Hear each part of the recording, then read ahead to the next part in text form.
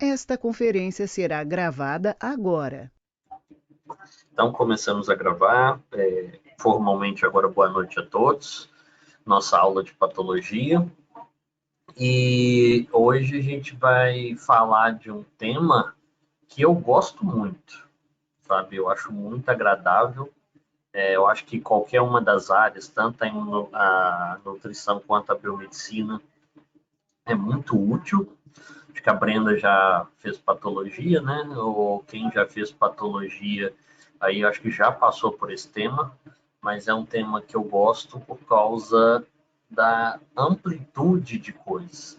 Sabe, quando a gente estuda inflamação, quando a gente começa agora vendo os marcadores do que é inflamação, a gente toca no assunto de alguns casos, né? O material ali que está no AVA fala de queloide, aí já começa, nossa, a inflamação está relacionada com queloide, mas à medida que a gente vai falando de outros itens, de outras patologias, é impressionante.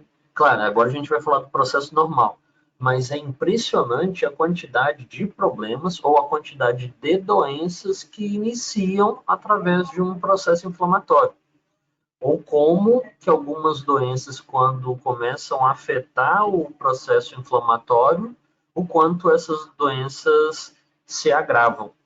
Então, assim, é um conteúdo da base, mas é um conteúdo que a gente vai ver nas patologias dos sistemas, né? A gente ainda tem essa disciplina em conjunto, mas que a biomedicina vai ver em hemato, vai ver em tantas outras atividades, e a nutrição também vai ver tanto na biopatologia, vamos ver na mecanismo de agressão e defesa, mas as alergias alimentares, as doenças autoimunes, é impressionante o quanto que atende aí o de inflamação.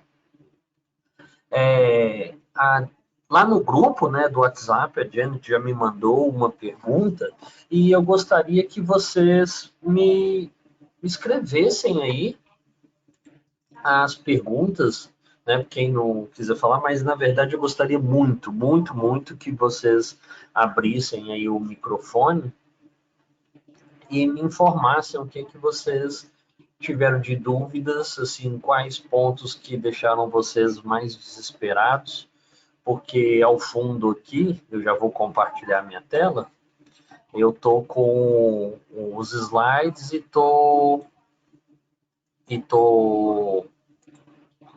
já estou com os slides e também estou com o nosso livro para a gente passar. João, eu tô sem vídeo, na verdade eu tô. Você fala só a tela ou a minha fuça, a minha cara?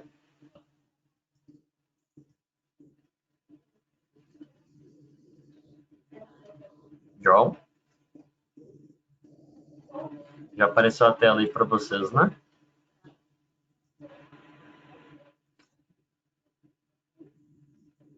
Já, professor. Ah, beleza. A Alessandra falou assim. Quem que é a Alessandra hoje? A Alessandra é Alessandra ou a Alessandra é outra pessoa?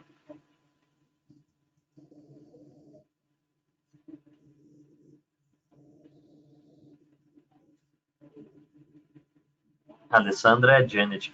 Ô, Janet, tá legal aí, cada dia um notebook, cada dia um pseudônimo diferente, Janet. Tá sem minha fuça, porque pro agrado de vocês, pelo clima aqui de isolamento social, eu resolvi raspar a cabeça. Eu tô de cabeça raspada e não vou dar o privilégio para vocês de ver eu de careca, não. Só que encontrar aí na rua. Revoltei com a vida e raspei a cabeça. Tô zoando, não. Ativa a câmera. Na live eu dou ativado na câmera.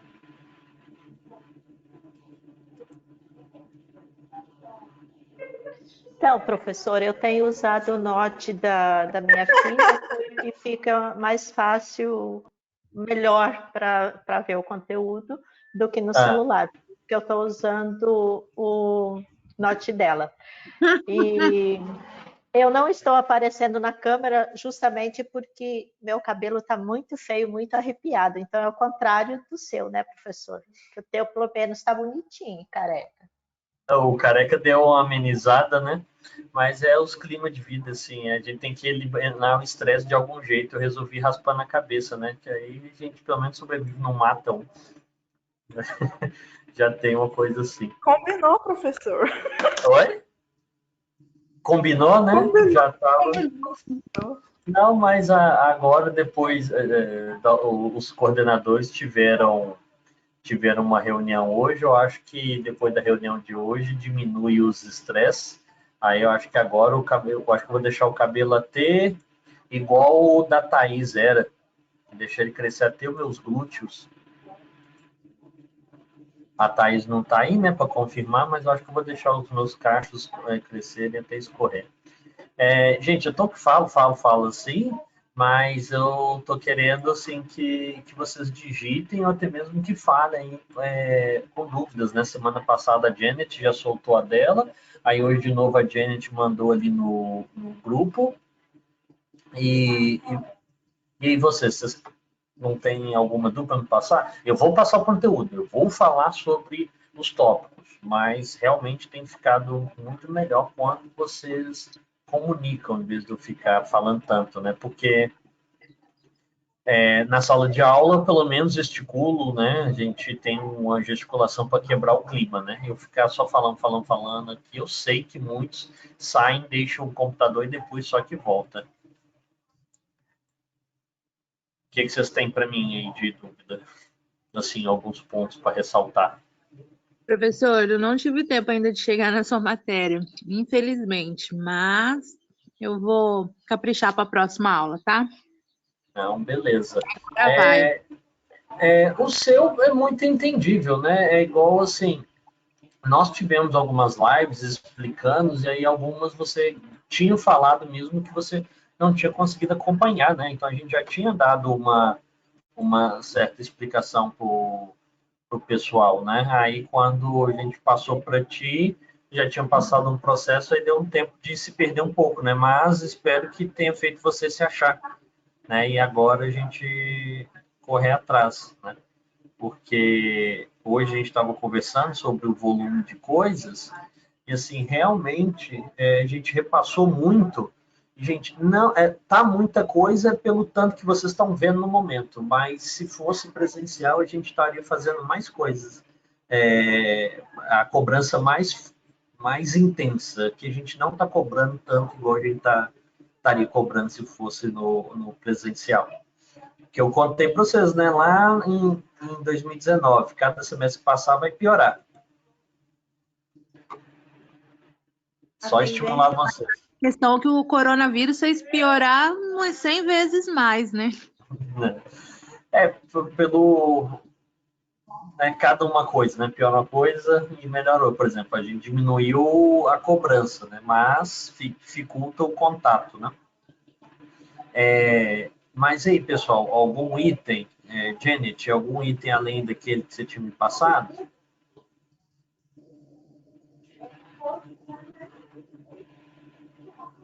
Então, professor, eu estudei hoje à tarde aquela que você pediu, né, na última aula sobre lesão do tecido, mediadores.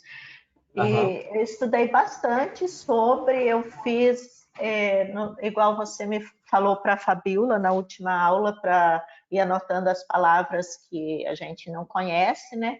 E eu tive um estudo bem bom.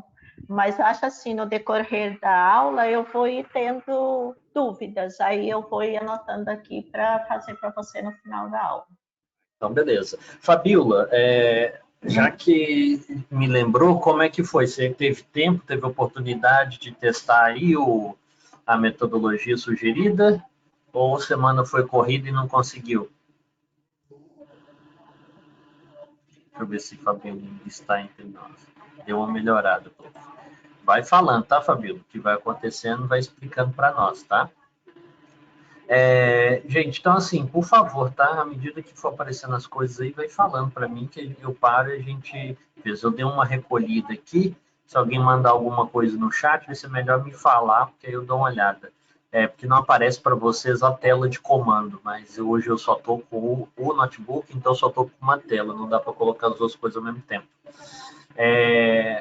Bom, vocês estão vendo aí a tela. No caso aqui, a tela é o livro de patologia, né? Eu estou usando ele aqui porque ele fala de inflamação aguda e crônica. E aí ele tem uma sequência que eu gosto muito de utilizar. Vocês veem que não foge aqui do material, né? Que é inflamação, tanto o processo agudo quanto o processo crônico.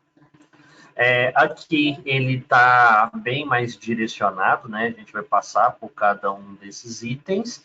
E no nosso livro, quem já olhou o nosso livro, né, vê que ele é muito mais extenso, né?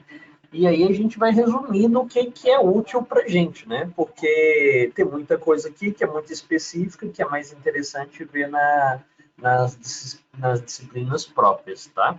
Nas áreas próprias. Por exemplo, a biomedicina vai juntar muito as alergias e processo de diagnóstico. A nutrição, com o passar do tempo, vai focar muito mais nas alergias alimentares do que em questão de diagnóstico. Então, a gente passar uma coisa mais geral, a base do funcionamento. Nós vamos ter aula prática disso também, tá? As imagens, né, as lâminas de tecido para identificar o que é uma hemorragia, o que é o sangue, o que é um leucócito, o que está ali no tecido, a gente vai fazer prática. E aí, o que a gente espera aqui nesse conteúdo? Reconhecer que a inflamação é uma resposta inespecífica do sistema imunológico contra agentes patogênicos que podem provocar lesão aos tecidos. Tá? Quando ele fala que é uma resposta inespecífica do sistema imunológico, à medida que vocês leram, vocês concordaram com isso daqui? Ela é inespecífica? Ou vocês viram alguma coisa diferente? Ou em mecanismos de agressão e defesa, vocês já chegaram a ver alguma coisa diferente? Porque provavelmente em mecanismos de agressão e defesa, vocês devem estar vendo micro-organismos para depois ver a resposta imune.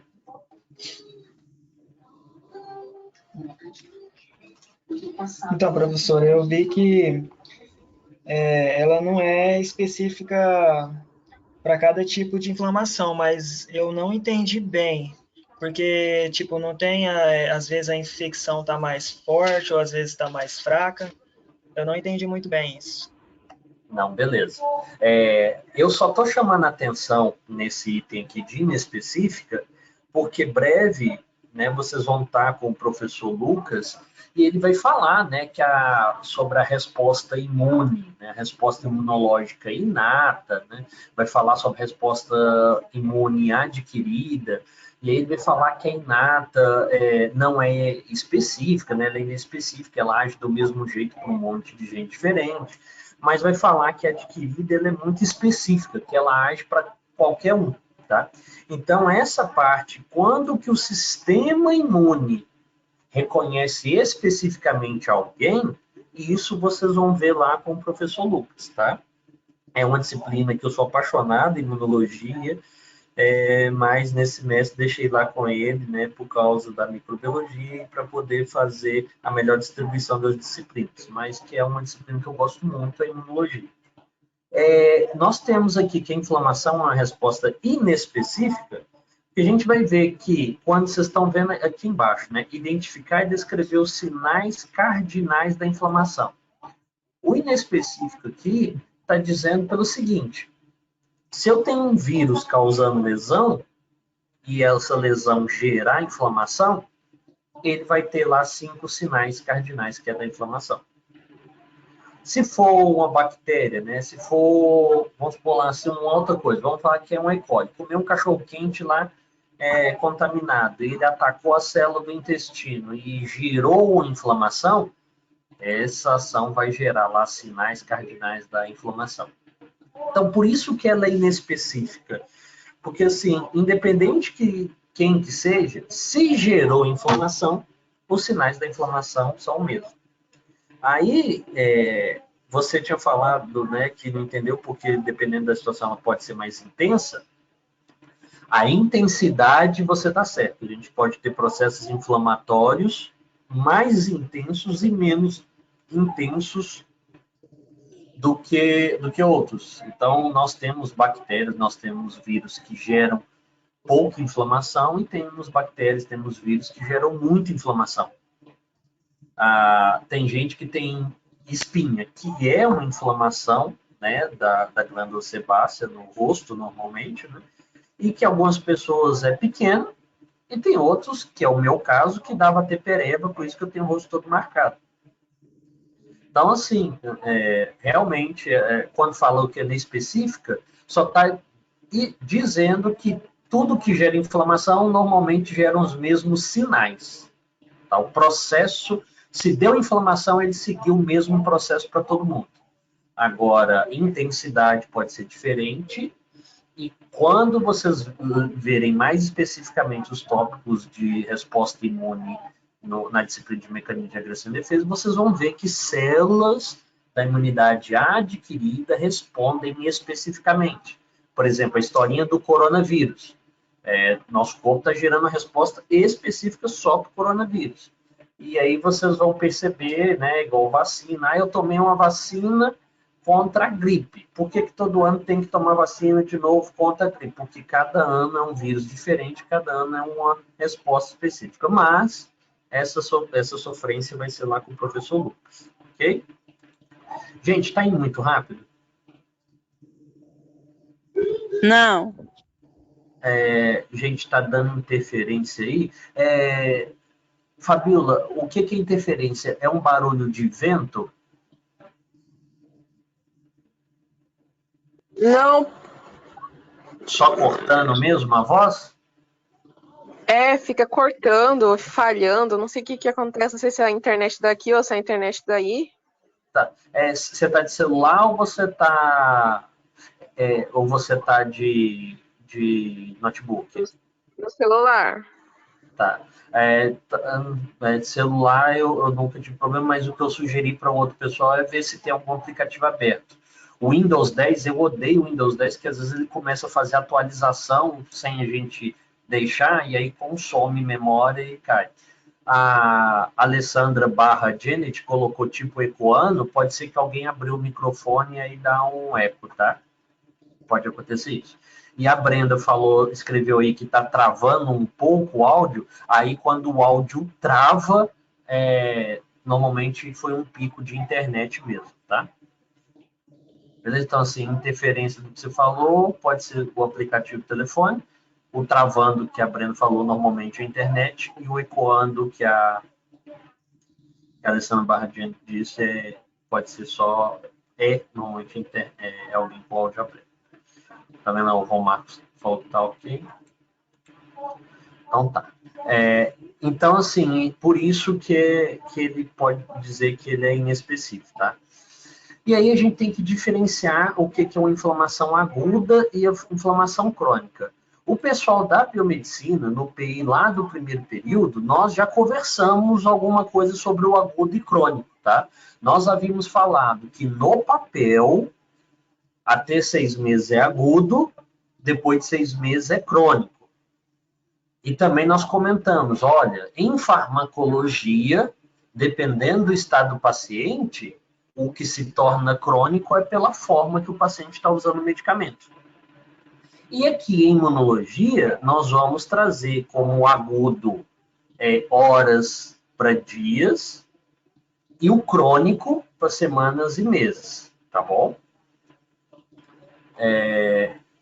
Não está indo rápido não, né? Está indo de boa, né? Então, vamos lá. Vamos tentar pegar aqui algumas informações do que a gente vai seguir. Vamos lá por livro. Então, olha só. Primeiro, falando de inflamação aguda. Quando a gente fala em inflamação aguda, é a primeira resposta, tá? Se vocês buscarem na internet, deixa eu ver se eu consigo achar aqui. Inflamação espinhosa. Deixa eu jogar aqui, porque nos livros antigos, uma imagem de inflamação que a gente encontra no livro, que é muito, muito específica, é ter... Cadê? Deixa eu apagar aqui, deixa eu trocar aqui, ó. Uma imagem em livro antigo que é muito comum de aparecer quando a gente está estudando lá, aparece muito. Opa, vamos abrir. Tá pequena, né? A imagem mostra assim, um espinho furou a camada de pele que gera estímulos que vão gerar a inflamação. Então, assim, dessa representação é a mais clássica, tá? É um dos desenhos mais comuns, mais famosos que a gente tem na literatura. Deixa eu ir fechando aqui.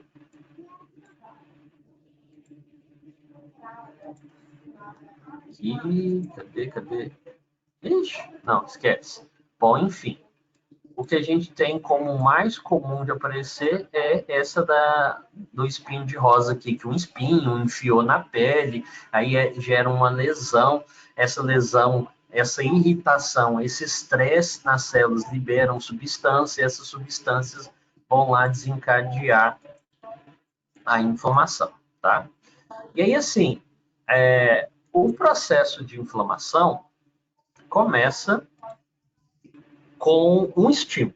Alguma coisa causou incômodo nas células. Alguma coisa incomodou o tecido, alguma coisa causou algum tipo de lesão, e isso estimulou as células a dizerem para o corpo: olha, tem alguma coisa errada. Alguma coisa está acontecendo aqui. Quando isso acontece, nós temos uma sequência de sinais, tá? Tem uma sequência de informações, que aqui no nosso capítulo, no nosso diferencial, está dizendo assim, identificar e descrever os sinais cardinais da inflamação. Então, quando eu tenho alguma coisa causando irritação, causando lesão no tecido, ele vai gerar uma sequência de respostas que são chamados de sinais cardinais. Enquanto eu falo, quem encontrou aí, por favor, escreva no chat quais foram os sinais cardinais que vocês encontraram. Escrevam aí para mim, por favor. E esses sinais cardinais, eles guiam para a gente como estudar. Então, dica de prova, procurem os sinais cardinais para fazer a cola. Ok? Povo? O que vocês vão usar para poder fazer cola para a prova? Todo mundo deixou conectado aí e foi embora?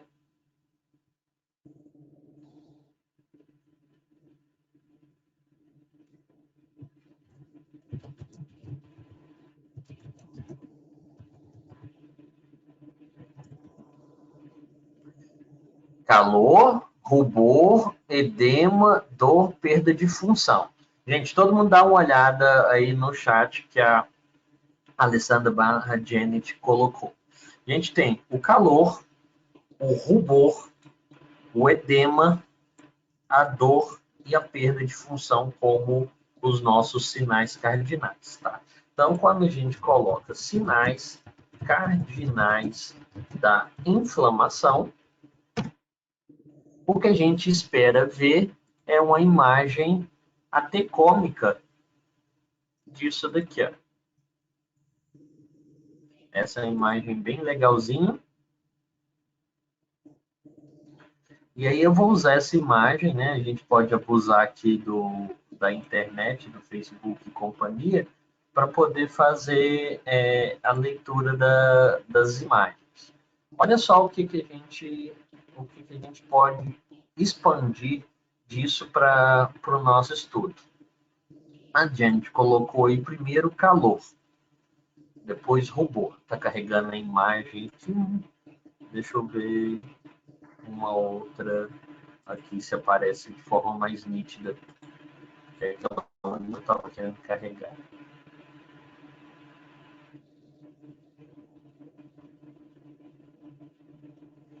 Tá, aqui. Vamos usar essa daqui.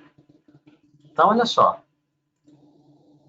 Como que a gente pode estudar, né? Como vocês podem preparar ali a colinha de vocês para o estudo de informação em cima só dessa imagem. Quando a gente tem os primeiros sinais, nós vamos ter calor nós vamos ter rubor e nós vamos ter inchaço por causa de alterações vasculares. Então, quando aqui, nos estímulos para inflamação aguda, nós temos reações nos vasos sanguíneos, que vão envolver mudança do fluxo e no calibre vascular, vão ter alterações na permeabilidade vascular, e com isso vai ter extravasamento vascular. Então, gente, por favor, acompanhe. Mudanças no fluxo e no calibre vão estar dizendo, olha, vai chegar mais sangue, vai aumentar o tamanho do vaso, o calibre, ele dilata, ele aumenta. E por causa do aumento do fluxo, da quantidade de sangue que está chegando, e no aumento do calibre, vai ter alterações na permeabilidade. E como vocês lembram de permeabilidade, o que é permeável, né? O que permite passagem, a permeabilidade vascular vai ter o extravasamento, ou seja, vai permitir passagem do sangue e dos elementos que estavam na corrente sanguínea para o tecido. E aí, a gente cai aqui na figura. Tá? Por que calor, rubor e inchaço, esses 3 sinais cardinais, estão relacionados com as alterações vasculares? Porque quando teve a lesão, quando teve as primeiras alterações que iniciou o processo de inflamação, alterou o fluxo sanguíneo, ou seja, o sinal resultou no aumento de sangue circulante. Se aumenta o sangue circulante, o sangue é quente. Então, na região fica aquecida por causa desse aumento de irrigação, aumento do sangue que está ali. O sangue está cheio de hemácia. E a hemácia está cheia de hemoglobina. E a hemoglobina é vermelha. Então, o rubor, a vermelhidão, é a cor desse excesso de sangue, dessa concentração de células sanguíneas no local. E o inchaço é porque, já que chegou mais sangue, já que aumentou o fluxo sanguíneo, já que está dilatando, vai permitir a passagem de células. E aí muitas vezes sai, às vezes sai até hemácia. Aí na aula prática a gente vai entender o que é hemorragia, tá? Mas não cabe aqui agora. E o que a gente chama de inchaço aqui também pode ser chamado de tumor. Pessoal, diz para mim aí o que vocês entendem de tumor. Por favor, falem para mim o que vocês entendem de tumor.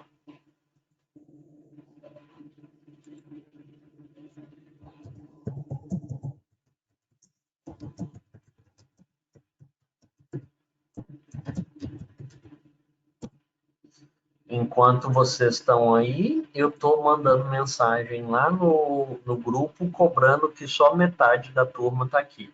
Gente, o que vocês entendem de tumor?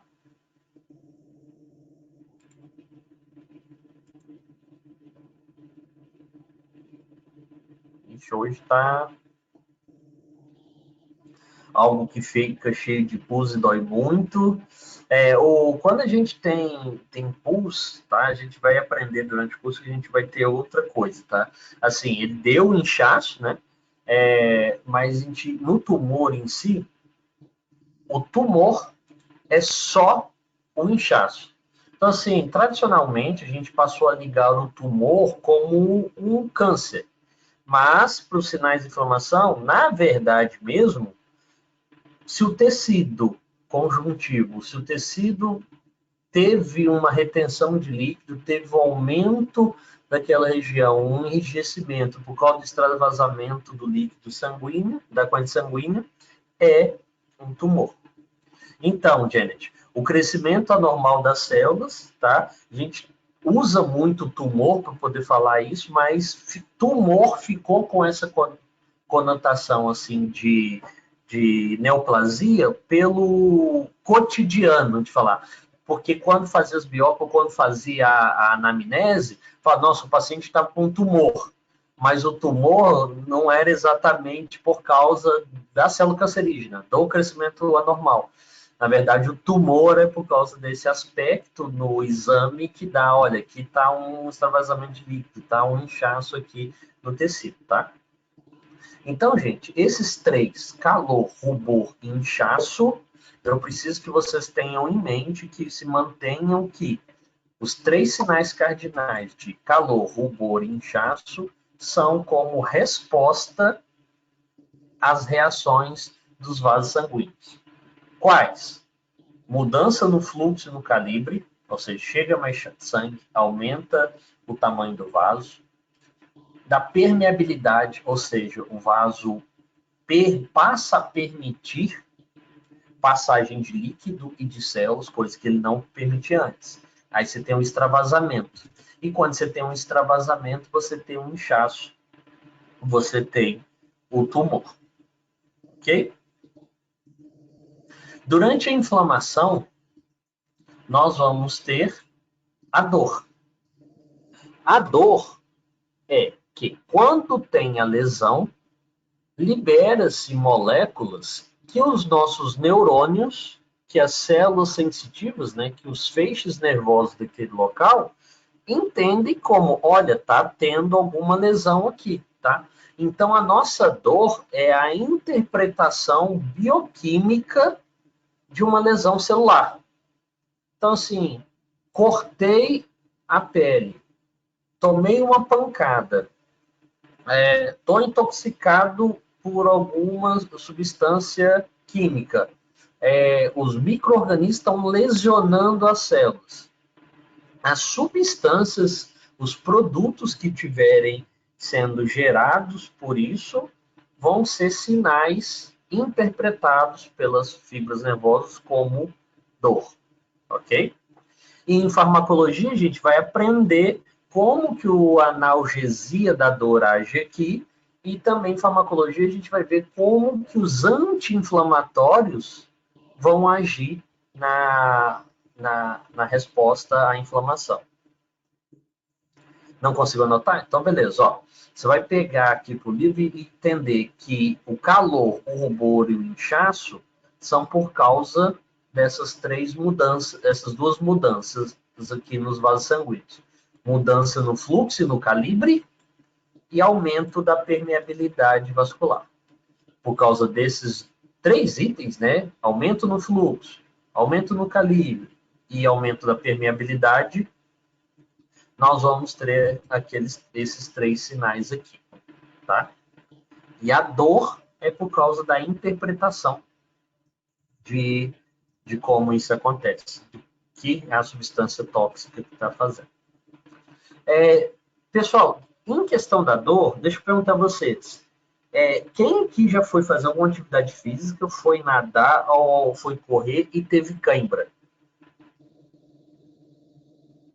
O que é cãibra?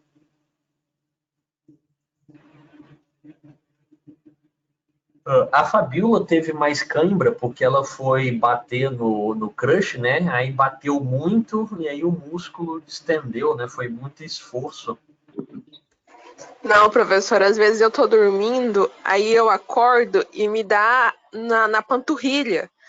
E aí parece que vai subir para minha perna e eu seguro para ver se a dor não sobe pro resto da perna, porque pelo amor de Deus dói muito. Aí os dedos lá no pé sobem um em cima do outro.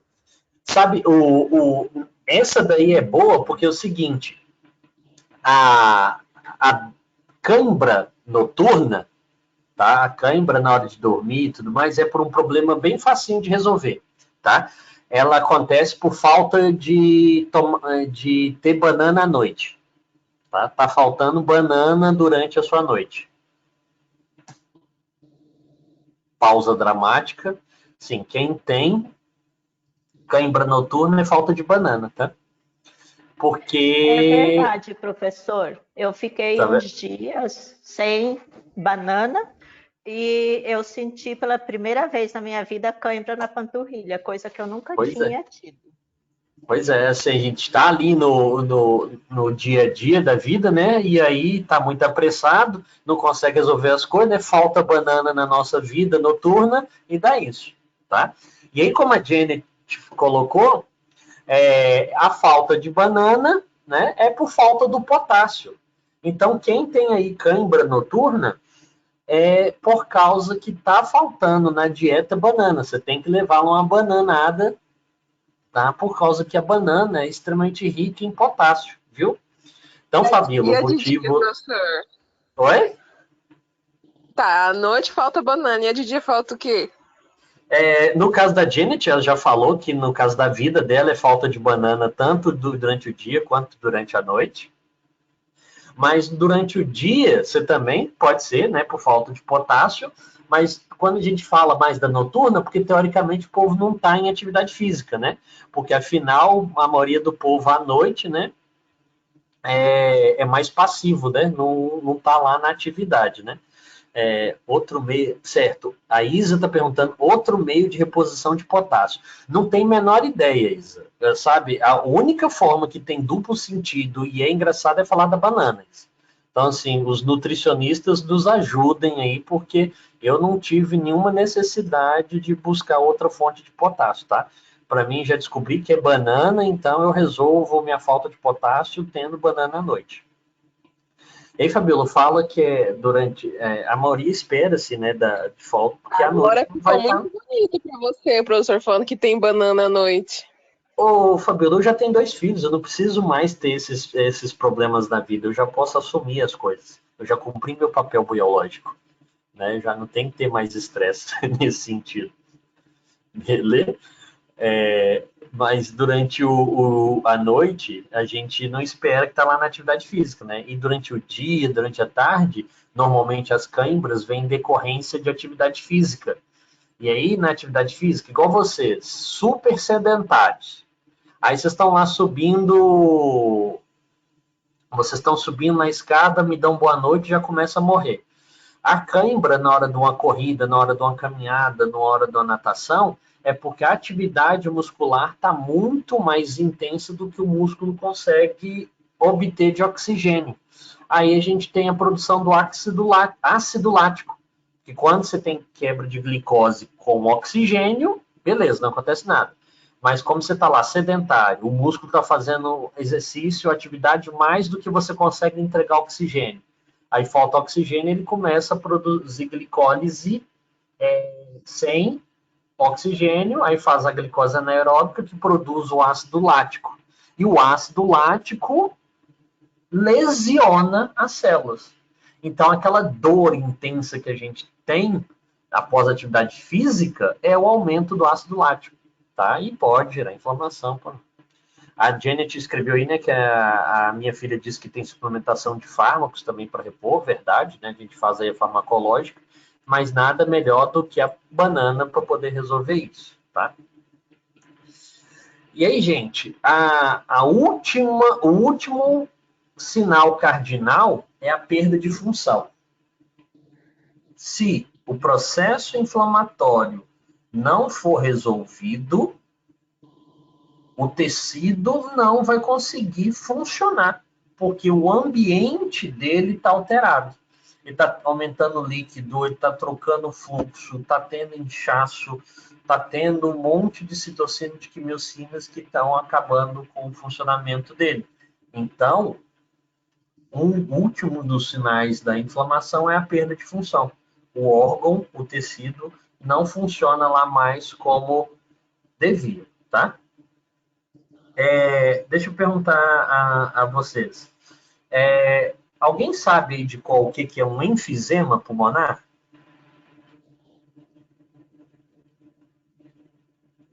Alguém sabe aí o que é cirrose hepática?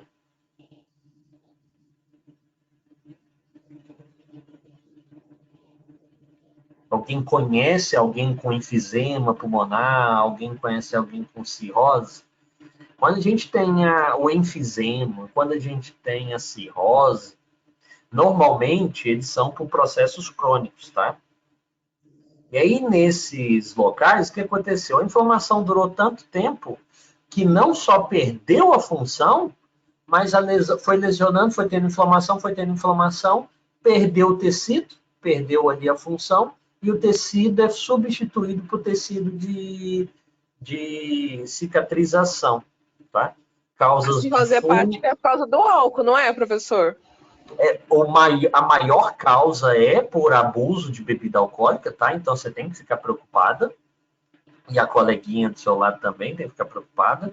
Mas existem causas genéticas também para cirrose hepática. Mas você está certa, a maior causa é por bebida, tá?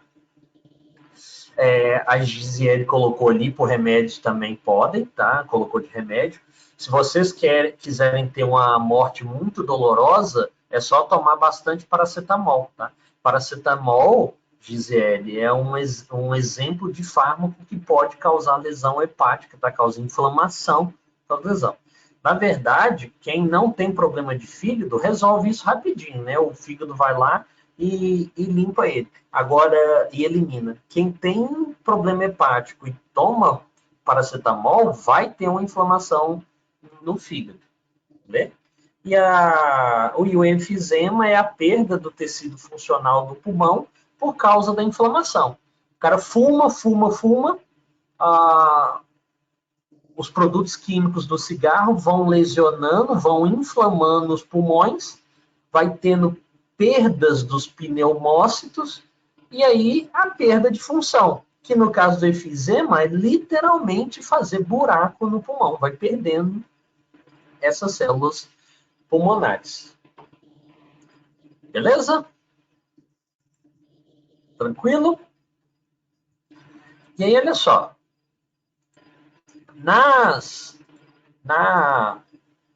No processo inflamatório, nós temos...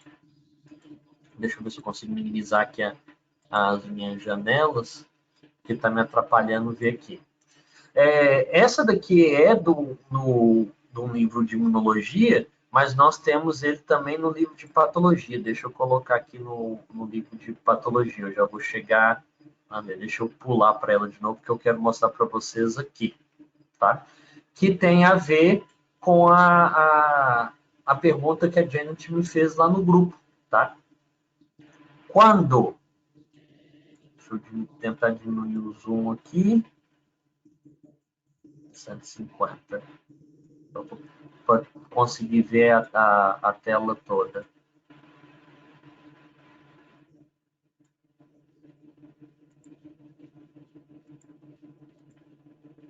Ó, aqui, ó, a imagem toda.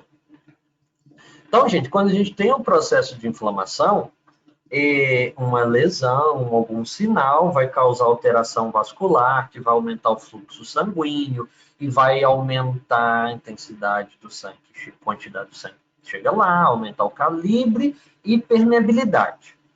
E aí, qual que é a função? Por que diabos eu vou deixar células saírem da corrente sanguínea para o tecido? Porque vai precisar chegar a esses carinhas aí, ó.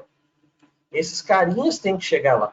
As células inflamatórias têm que chegar no local da inflamação. E as alterações vasculares, aumento de fluxo, aumento de permeabilidade, vão permitir também que esses leucócitos cheguem ao local da inflamação. Chegando no local da inflamação, vão combater o agente, tá? Vamos supor que aqui, nessa parte azulzinha, vamos supor não, né? O que a gente tem aqui, gente, ó, o rosa é dentro do vaso sanguíneo. Essas células achatadinhas aqui, bem na base, na divisão entre o rosa e azul, são as células do vaso sanguíneo, tá? Então, aqui, o rosa dentro do vaso sanguíneo. Essas células achatadas aqui embaixo, entre o rosa e o azul, são as células endoteliais. E o azul é o tecido.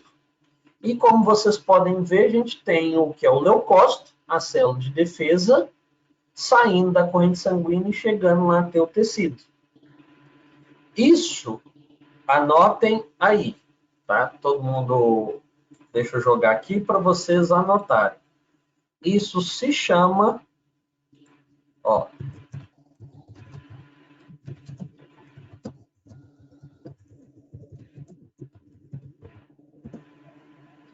processo de transmigração celular. Anota isso, que isso é de prova, tá? E alguém abriu o áudio? Professor, no caso, isso aí é a diapedese também ou a diapedese é outra coisa? Esse processo é diapedese? Perfeito, diapedese. Muitíssimo grato, tá? Esse é um processo de transmigração celular, que significa a passagem da célula do vaso sanguíneo para o tecido. E como foi tu, né, Romarcos? Falou? Acho que foi o Romarcos que falou aí conosco. Então, Romarcos, muito obrigado. O outro termo, e na verdade o termo mais correto, é o que o Romarcos acabou de falar, tá? Diapedese é o termo que mais aparece nos livros, diapedese, beleza? Então, assim, a diapedese é a transmigração celular, é a passagem da célula da corrente sanguínea para o local da infecção, tá? Ah, professor, mas eu escrevi na prova que a diapedese é a passagem da célula sanguínea para o tecido. Beleza, sem problema, tá? Mas tenham em mente que essa passagem, quando a gente fala assim, tá indo lá para o tecido, tá indo para onde que está tendo a inflamação, tá indo para onde que está acontecendo o problema. E, assim, essa diapedese, ela faz parte do processo inflamatório. Tá? Então, a gente está vendo aqui vários processos, a gente está vendo eles separados, só porque é a forma de estudar, tá? Mas isso tudo pode estar acontecendo ao mesmo tempo. Claro que primeiro tem que alguém dizer que tem um problema, tem que ter primeiro um estado inicial.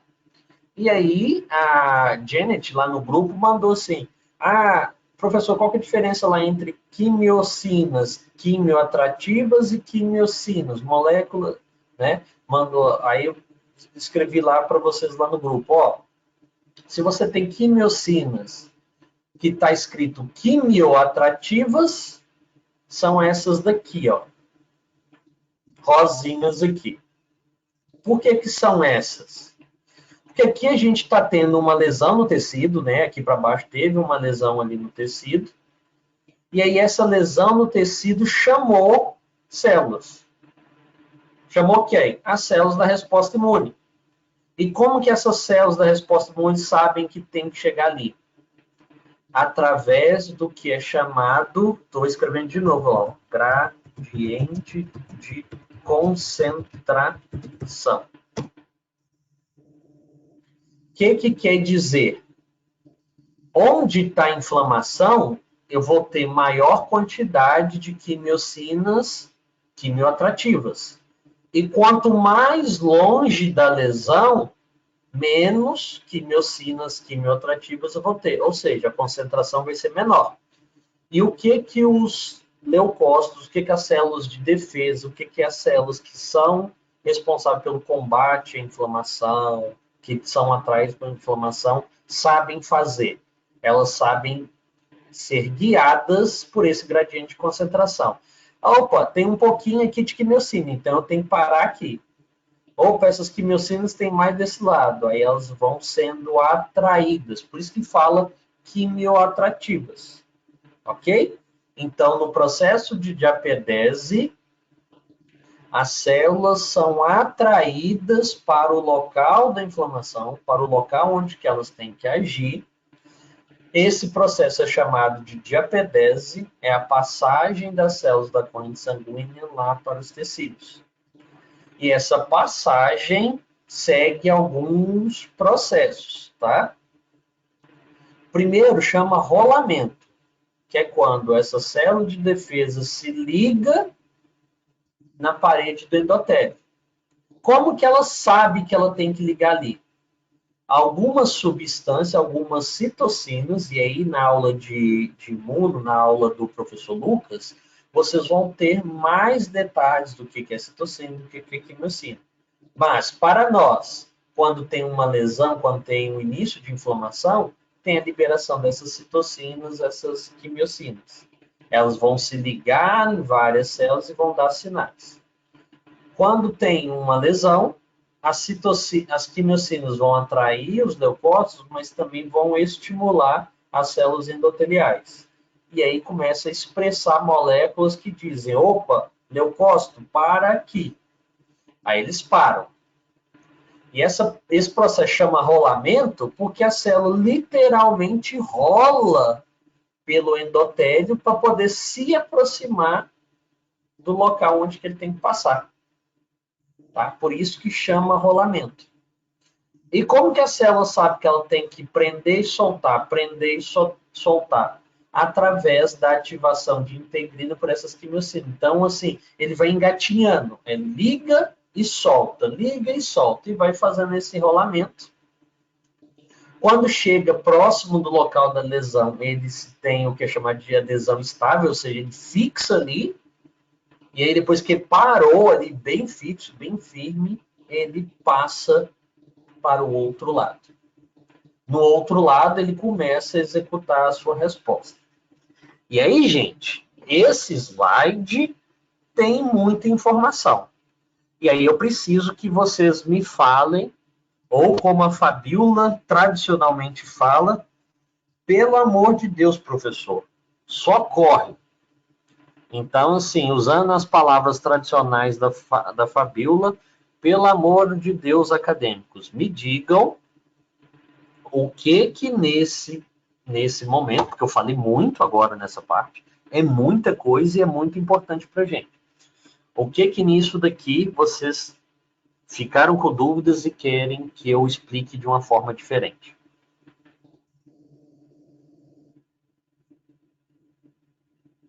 A Fabiola nem sei gerar uma pergunta.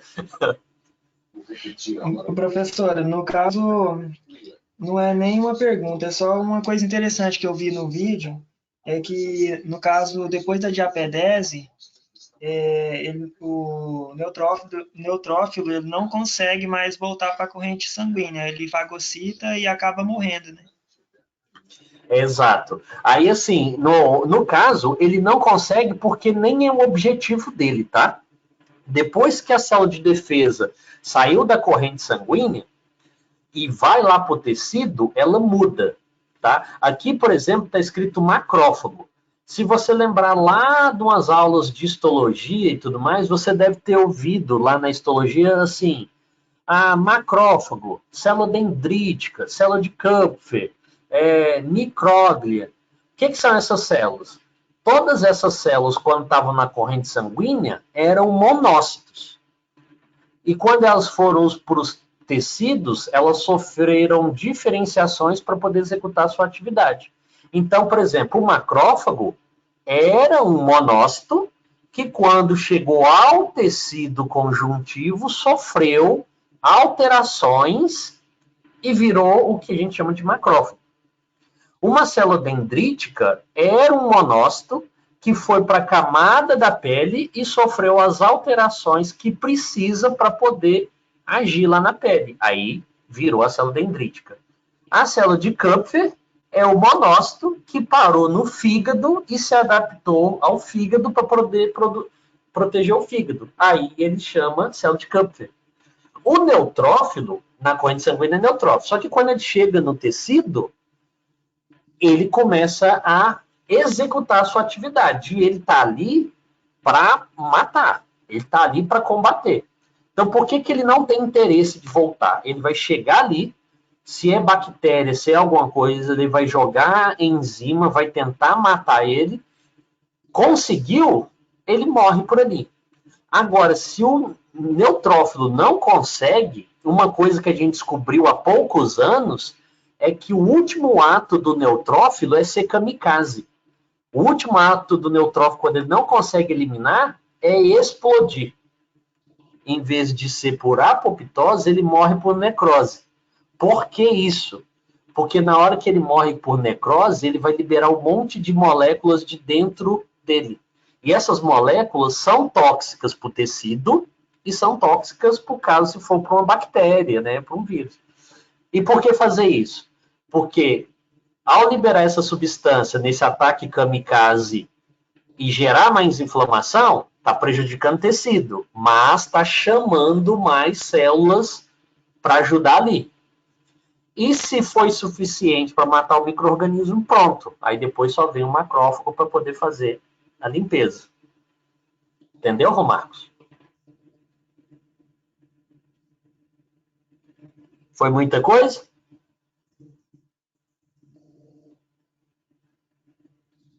Beleza. Então, gente, essa é a diapedese, essa é a transmigração, tá? E aí, como ela acontece? Em decorrência, vamos aqui agora passo a passo mostrar neles. A gente tem nas veias, nos capilares, um tamanho com algumas células em volta, porque elas já são as células que defendem aquele tecido. Quando tem o estímulo, aí acontece aqui a parte de baixo. Aumenta o fluxo sanguíneo, que vai gerar calor, que vai gerar o rubor, que vai gerar o tumor. E com isso, vai promover a maior saída de células, maior número de células, maior multiplicação de células.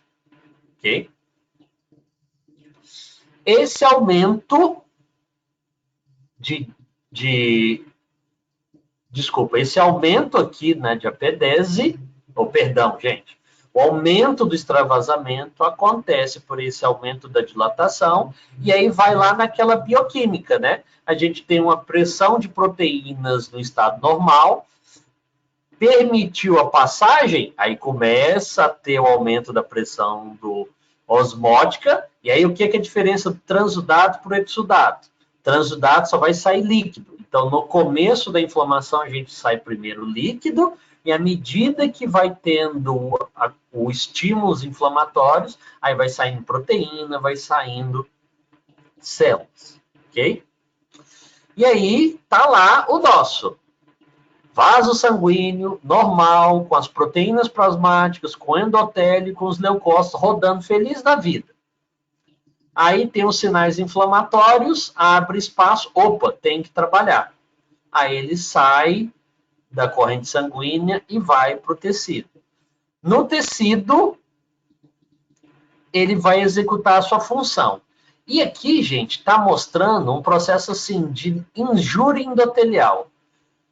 Inflamação não é um processo limpo. Inflamação é uma guerra.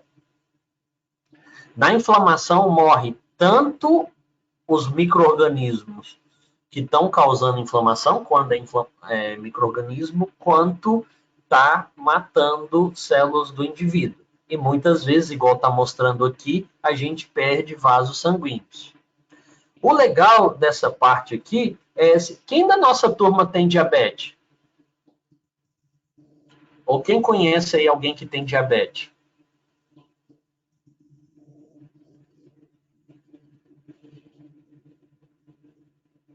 Fabíola conhece e eu acho que a gente tem alguém aí da turma aí que tem diabetes. Olha só, a gente pode usar essa figurinha aqui como um quadro clínico para diabetes. Quando a gente fala assim, o paciente é diabético, o problema dele é excesso de açúcar. Na verdade, o paciente tem um problema na captação desse açúcar, normalmente é por resistência à insulina ou pela ausência da insulina. Mas o que acaba fazendo o paciente ir perdendo pedaço é isso que está escrito aqui como injúria endotelial. A gente pode fingir pode fingir não. O que acontece? A glicose está aqui na corrente sanguínea, ela acaba encostando, depositando sobre o endotélio, gera uma inflamação nesse endotélio, a célula neutrófila vai lá agir, acaba matando o endotélio, mata o vaso sanguíneo, e, consequentemente, o paciente perde o vaso sanguíneo naquele tecido. Perdendo o vaso sanguíneo do tecido, o tecido não recebe mais corrente sanguínea. Se ele não está mais recebendo corrente sanguínea, ele não está mais apto a manter o tecido vivo. Aí o paciente começa a ter a necrose tecidual e começa a perder um dedo, a perder a mão, a perder os pedaços. Ok? Beleza?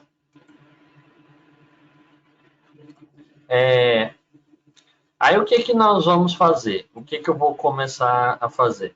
Eu vou começar agora a pegar algumas das questões e a gente responder para poder acompanhar o conteúdo, tá? Agora são 8h10 e a nossa live com o nosso convidado é 8h30. Eu tenho que receber o convidado e montar, lá, ativar lá a live. Aí o que eu quero que a gente faça? Eu quero que vocês coloquem aí para mim qual dessas 5 perguntas foi problemas para vocês, tá? Aloca aí para mim. A gente faz uma pausazinha de 15 minutos. Todo mundo vai lá para a live do nosso convidado. A gente faz a live do convidado. Acabou a live do convidado, eu chamo de vocês novamente para a gente continuar aqui no conteúdo de inflamação. Beleza?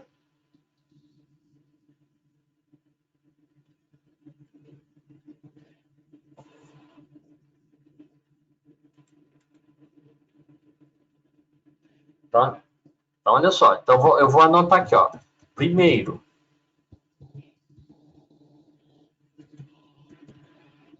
me descrevam aqui quais perguntas querem resolução primeiro. Segundo,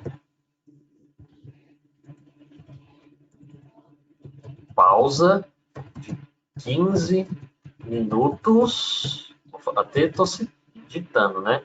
Para a live do convidado. Terceiro, pós-live com o convidado, retomamos a aula de inflamação. Tranquilos? Então, assim, gente, pausa mesmo do 15 minutos, tá? Aí a gente vai lá para a nossa live. Eu vou encerrar essa daqui, pelo menos a gravação, né? Encerrar esse processo. E aí eu chamo vocês novamente, mando o link novamente para vocês, para a gente continuar com a nossa aula teórica. Tranquilos? Obrigado e até daqui a pouco.